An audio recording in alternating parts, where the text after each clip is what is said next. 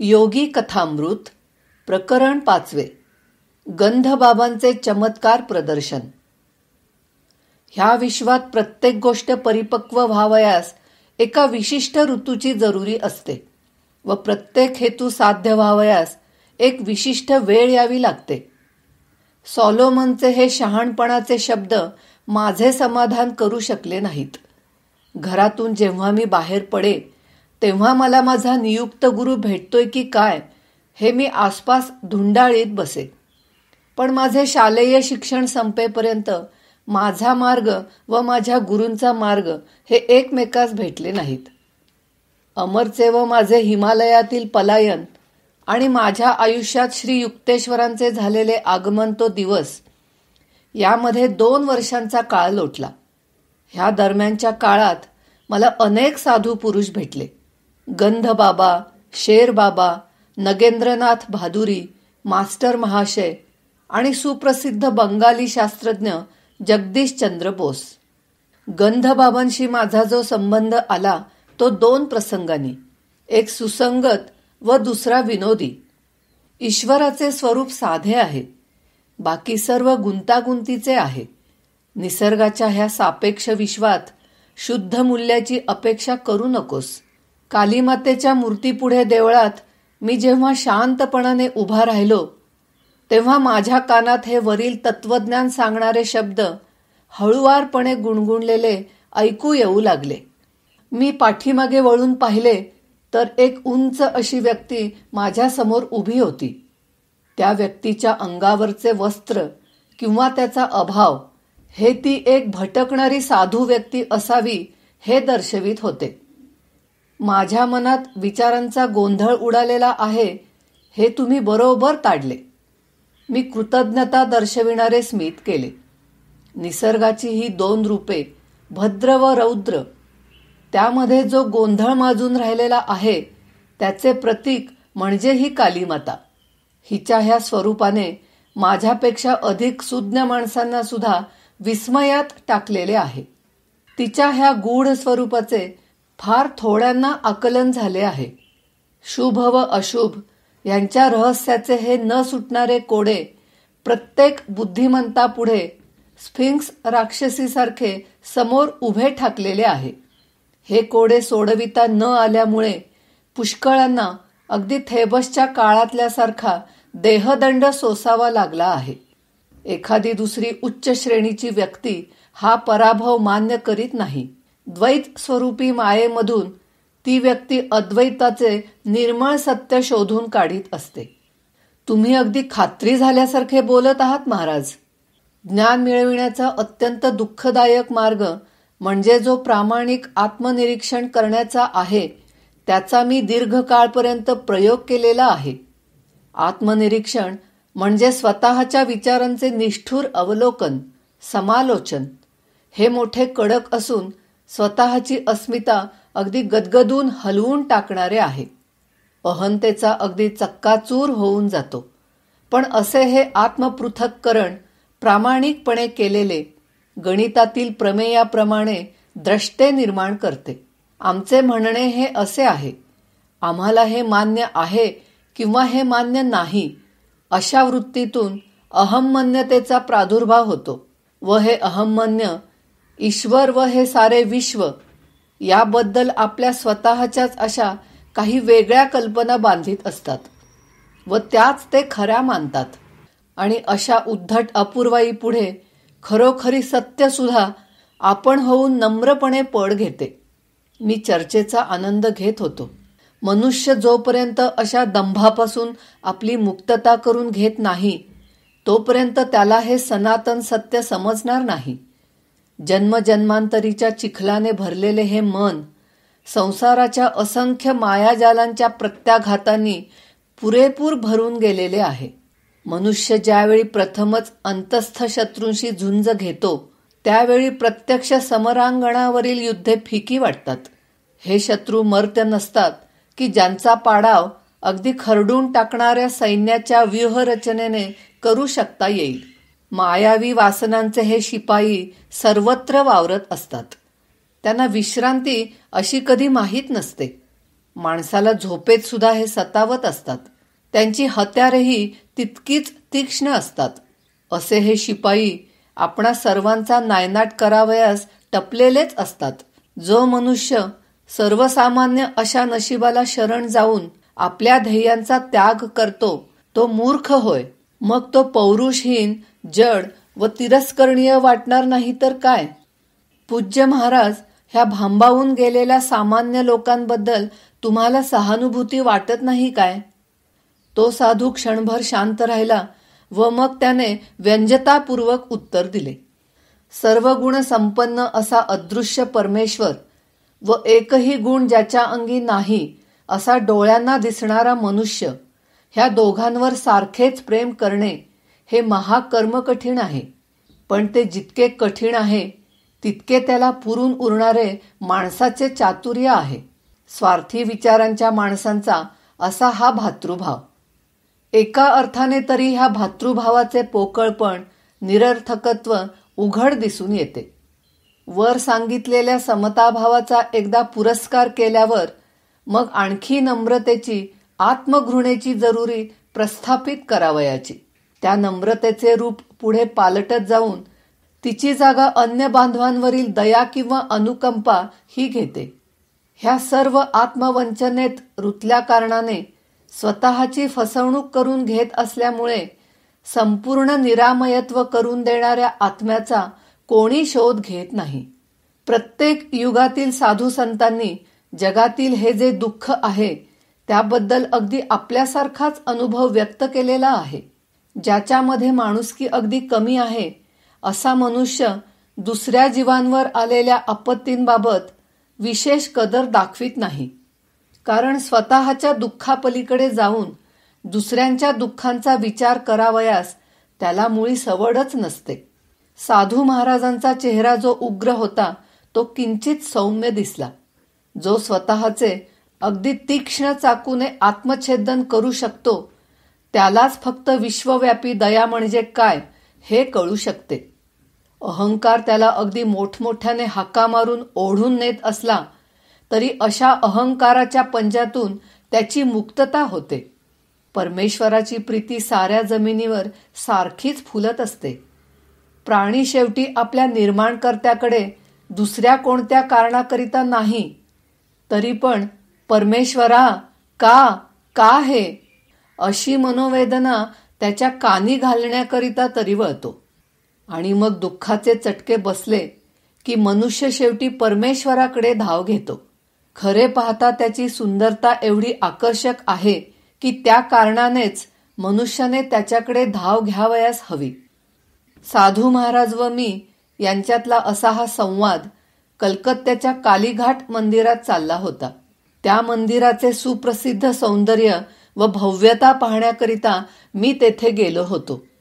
एका वाक्यात झटदिशी त्या मंदिराच्या भव्यतेबद्दल व सौंदर्याबद्दल आकस्मिकपणे भेट झालेल्या त्या सोबत्याने आपले वक्तव्य बोलून टाकले. चुना आणि विटा यातून संगीत तर निर्माण होत नाही ना. अंतःकरण उघडते कुठे, तर मानव प्राण्याचे जिवंत सूर ऐकून. आम्ही मोहक सूर्यप्रकाशात सावकाश चालत चालत दरवाजापर्यंत गेलो. तेथे भक्तांचे थवेच्या थवे जात येत होते. साधू महाराजांनी माझ्याकडे आपादमस्तक अवलोकन केले. तू तर अगदी तरुण आहेस. भारत सुद्धा तरुण आहे. प्राचीन ऋषींनी आध्यात्मिक जीवन कसे जगावे ह्याबद्दल काही साचे आखून ठेवलेले आहेत. ते कधीही नष्ट होणारे नाहीत. इतक्या पुरातन कालातील त्यांची सुक्ती वचने आजच्याही काळाला व देशाला पूर्णपणे लागू पडतात. भोगवादाच्या कपट नाटकाच्या प्रभावाने त्यांचा साचा निरुपयोगी झालेला नाही की त्यात कोणत्याही तऱ्हेची कृत्रिमताही आलेली नाही. त्यातील शिस्तीचे नियम आजही या भारत देशाला शिस्तबद्ध करू शकतील. सहस्रावधी वर्षांची गणती गोंधळून गेलेले विद्वान पंडित करतात, पण वैदिक ज्ञानाचे मूल्य ह्या दीर्घ कालावधीत टिकून राहिलेले आहे. हा तुझा वारसा आहे. साधू महाराज चांगलेच वक्ते होते. आदरभावाने नमस्कार करून त्यांचा मी निरोप घेत होतो. तेवढ्यात त्यांनी दूरदर्शनाचा एक चमत्कार करून दाखविला. तू जेव्हा आज येथून जाशील त्यानंतर तुला एका विलक्षण घटनेचा अनुभव येईल. देवळाच्या प्राकारातून मी बाहेर पडलो व विमनस्कपणे इकडे तिकडे हिंडत होतो. रस्त्यावरचे वळण घेऊन पुढे चालू लागलो. तो अगदी जुन्या ओळखीचा एक मनुष्य अचानकपणे भेटला. तो म्हणजे असा होता की त्याने एकदा गप्पा मारावयास सुरुवात केली की त्याला काळ वेळ यांचे भान राहत नसावयाचे. मी तुझा फार वेळ घेत नाही, त्याने मला वचन दिले. आज इतकी वर्षे आपल्याला भेटल्याला झाली, त्या अवधीत काय काय झाले ते सगळे सांगशील की नाही? काय गंमत आहे, फार वेळ घेत नाही म्हणून म्हणतोय. मला आता गेले पाहिजे. पण त्याने आपल्या हाताने मला दाबून धरले व माझ्याकडून तो हकीकती वदवू लागला. गंमत अशी, माझ्या मनात विचार आला, हा जणू खादाड लांडगा आहे. मी जितके जास्त सांगे तितके अगदी आशाळभूतपणे व अधाशासारखे त्याला जास्त जास्त ऐकावयास हवे असे. मनातल्या मनात मी काली मातेची प्रार्थना केली की याच्यापासून मला एकदाचा व्यवस्थितपणे सोडीव. नंतर एकदम माझा सोबती तेथून निसटला. मला हायसे वाटले की सुटलो बाबा याच्या तावडीतून. नंतर दुप्पट वेगाने मी पुढे चालू लागलो. मनात भीती ही की हा आमचा गप्पिष्ट मित्र मला पुन्हा गप्पात अडकवायचा. इतक्यात पुन्हा पाठीमागे जोरजोराने पावलांचा आवाज ऐकू आला.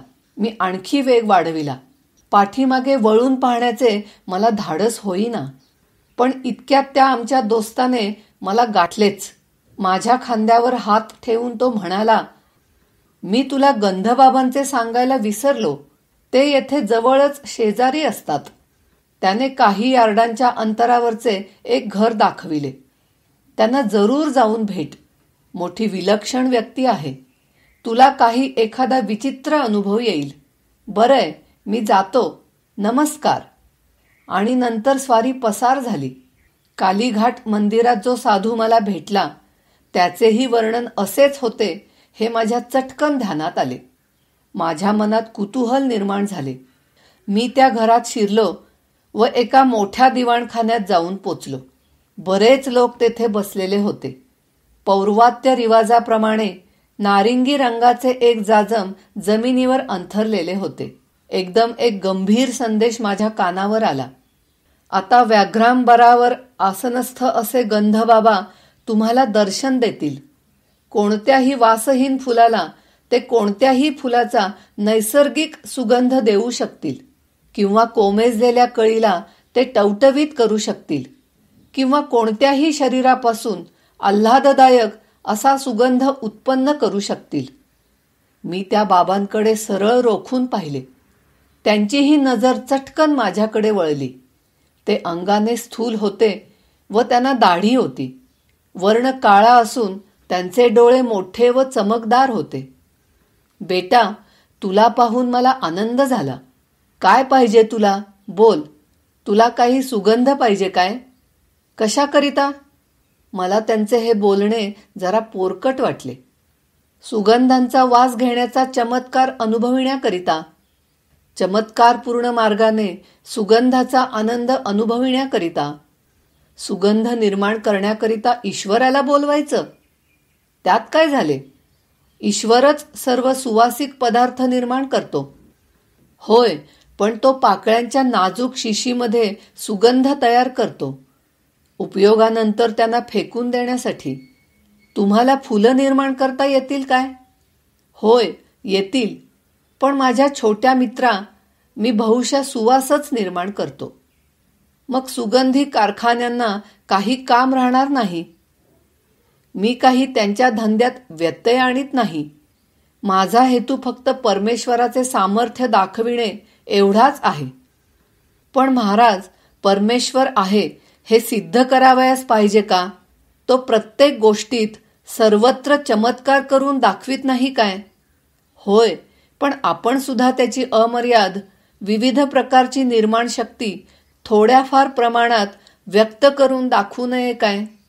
ही विद्या साध्य करावयास आपल्याला किती दिवस लागले? 12 वर्षे. पारलौकिक पद्धतीने सुगंध निर्माण करावयास 12 वर्षे? याचा अर्थ असा आहे महाराज की या विद्येत तुम्ही 12 वर्षे निरर्थक खर्च केली.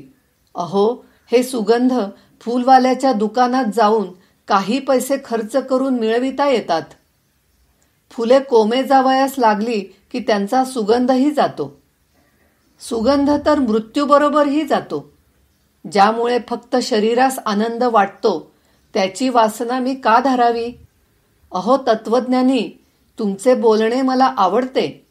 आता तुमचा उजवा हात पुढे करा. साधू महाराजांनी आशीर्वाद देण्याचा अभिनय केला. आता कशाचा सुवास तुम्हाला पाहिजे? गुलाबाचा. बरे, तसा मिळेल. आणि त्याबरोबर माझ्या हाताच्या मध्यबिंदूमधून एकदम गुलाबाच्या वासाचा आल्हाददायक सुगंध हवेत भरून गेला. मला आश्चर्य वाटले. मी स्मित केले व जवळच्या फुलदाणीतून एक अगदी वास नसलेले मोठे फूल हातात घेतले.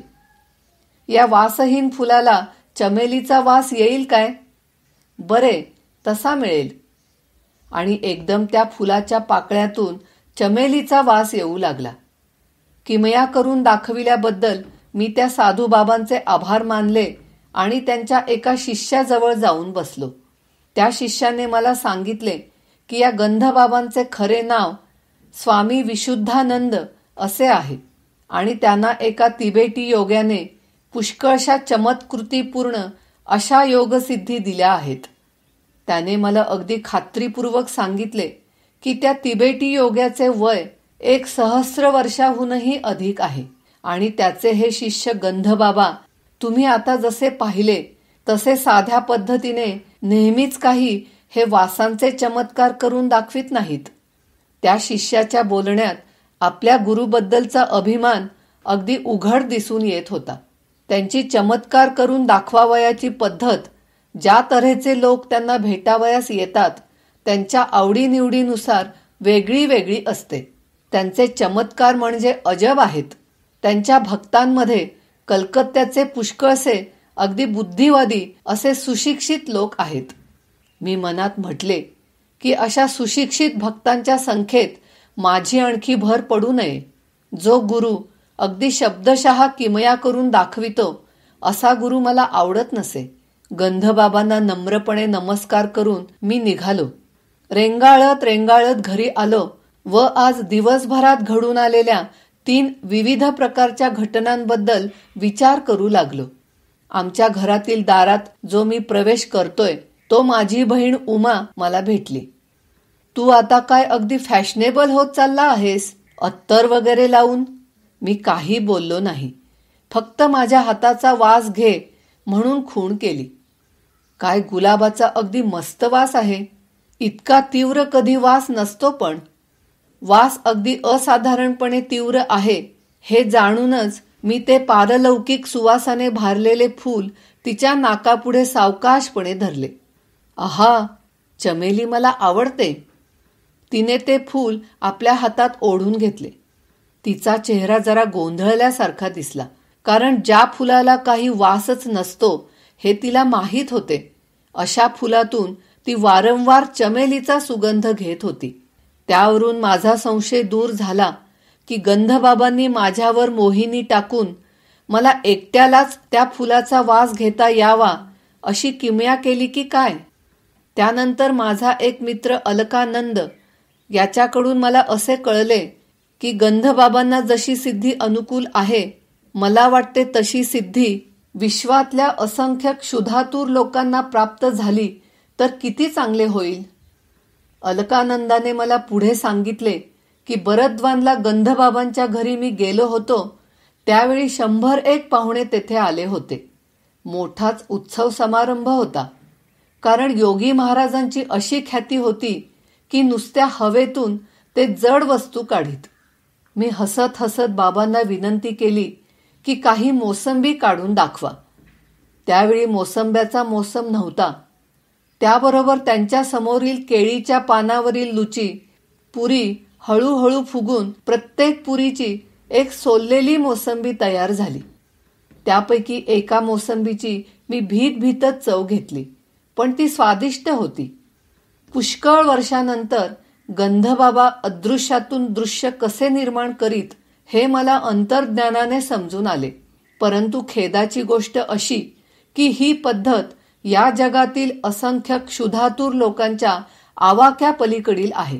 स्पर्श, रूप, चव, श्रवण व गंध याविषयींच्या ज्ञानेंद्रियांनी निर्माण केलेल्या सगळ्या प्रेरणा इलेक्ट्रॉन व प्रोटॉन यांच्या स्पंदनातील कमी जास्त फरकामुळे उत्पन्न झालेल्या असतात. हे स्पंदन पुन्हा प्राणा म्हणजेच लाईफट्रॉन करवी नियंत्रित केले जाते. लाईफट्रॉन म्हणजे सूक्ष्म जीवशक्ती किंवा अणुशक्तीहूनही सूक्ष्म अशी 5 विवक्षित संवेदनाशील कल्पना वस्तूकरवी बुद्धिपूर्वक प्रेरित झालेली अशी ऊर्जा. गंधबाबा काही योग साधनांच्या सामर्थ्याने ह्या प्राणशक्तीशी एक सूर एक ताल होऊन ह्या लाईफट्रॉनच्या स्पंदनाच्या स्थितीत फरक घडवून आणीत व त्यांच्याकरवी आपल्याला पाहिजे ती वस्तू निर्माण करीत. त्यांनी जे सुवास निर्माण केले, मोसंबी काढून दाखविली किंवा इतर जे दुसरे चमत्कार करून दाखविले ते म्हणजे ह्या ऐहिक लहरींचे जड वस्तूमध्ये झालेले रूपांतर किंवा परिवर्तन. त्या काही मोहिनी विद्येने निर्माण केलेल्या आंतरिक संवेदना नव्हेत. डॉक्टर लोक मोहिनी विद्येचा उपयोग लहान लहान शस्त्रक्रिया करण्याच्या वेळी करतात. भूल आणणाऱ्या औषधाने रोग्याच्या जीविताला जेव्हा धोका असतो तेव्हा या विद्येचा उपयोग मानसिक क्लोरोफॉर्म सारखा होतो. पण ज्यांच्यावर ह्या मोहिनी विद्येचा वारंवार उपयोग केला जातो त्यांच्या जीविताला ह्या प्रयोगांनी धोका निर्माण होतो. ह्या प्रयोगांनी एक प्रकारचा निषेधात्मक असा काही मानसिक परिणाम घडून येतो की जेणेकरून काही काळाने मेंदूतील पेशींची नैसर्गिक क्रिया बिघडून जाते. मोहिनी विद्या म्हणजे दुसऱ्याच्या चैतन्याच्या क्षेत्रामध्ये अतिक्रमण करणे होय. हे प्रयोग असे जे काही क्षणिक देखाव्याकरिता करतात त्याचा ज्यांना ईश्वरी साक्षात्कार झाला आहे अशा सिद्ध्यांच्या चमत्कारांशी काही संबंध नाही. परमेश्वराच्या ठिकाणी जागृत असल्याने हे खरे सिद्ध विश्वरूपी स्वप्न अनुभविणाऱ्या सृष्टीकर्त्याशी एकरस झालेल्या आपल्या इच्छाशक्तीने स्वप्नसृष्टीत बदल घडवून आणतात. गंधबाबांनी जे आश्चर्य निर्माण करणारे प्रयोग दाखविले ते डोळ्यांना विस्मयकारी वाटतात हे खरे, पण आध्यात्मिक दृष्ट्या त्यांचा काही उपयोग नाही. कर्मणुकीच्या पलीकडे त्यांचा काही उपयोग नाही. परमात्म्याच्या स्वरूप शोधनाच्या मार्गात ते साधकाला अडथळे आणतात. असामान्य सिद्धीचे हे अवडंबरपूर्वक प्रदर्शन सिद्ध पुरुषांनी त्याज्य मानलेले आहे. पर्शियन गूढवादी अबू सय्यद हा एकेसमयी पाणी, हवा व आकाश यांच्यावर मिळविलेल्या सिद्धी सामर्थ्याचा गर्व बाळगणाऱ्या काही फकीरांकडे पाहून उपहासाने हसला. अबू सय्यद तिरस्काराने म्हणत असे, बेडकाला सुद्धा नाही का वाटत की पाण्यातच आपले घर आहे म्हणून? कावळा आणि गिधाड हवेत अगदी स्वच्छंदपणे विहार करतात. सैतान हा सुद्धा एकाच वेळी पूर्वेकडे व पश्चिमेकडे वावरत असतो. सच्चा मनुष्य तो की जो आपल्या इतर बांधवांमध्ये सचोटीने वागून राहतो. आपला जो काही धंदा आहे तो प्रामाणिकपणे करतो, पण त्याला ईश्वराचा एक क्षणभरही विसर पडत नाही. दुसऱ्या एका प्रसंगी त्या पर्शियन उपदेशकाने धार्मिक आचरणाविषयी आपले जे विचार व्यक्त केले ते असे: स्वार्थमूलक वासना व हव्यास यासारख्या गोष्टी ज्या तुमच्या डोक्यात भरून राहिल्या आहेत त्या बाजूस ठेवणे, तुमच्याजवळ जे काही आहे त्याचे उदार हस्ताने दान करणे आणि आपत्तीच्या प्रसंगात माघार न घेणे. पण कालीघाटावरील मंदिरात भेटणारा तो निपक्षपाती साधूबाबा किंवा तिबेटमध्ये सिद्धी शिकून आलेले गंधबाबा यापैकी कोणीही मला गुरुसारखे वाटले नाहीत. माझ्या हृदयात जे विचार येत ते बरोबर आहेत की नाहीत हे तपासून घेण्याकरिता मला गुरुची अशी जरुरीच नव्हती. कारण हे जे विचार मला सुचत ते माझ्या हृदयातील आतल्या गूढ संवेदनांनीच कधीकधी प्रेरित होत असत. जेव्हा शेवटी मला माझ्या गुरुचे दर्शन झाले तेव्हा त्या गुरुनेच मला आपल्या स्वतःच्याच उदात्त उदाहरणाने सच्चा सत्प्रवृत्त पुरुष कसा असतो हे दाखवून दिले.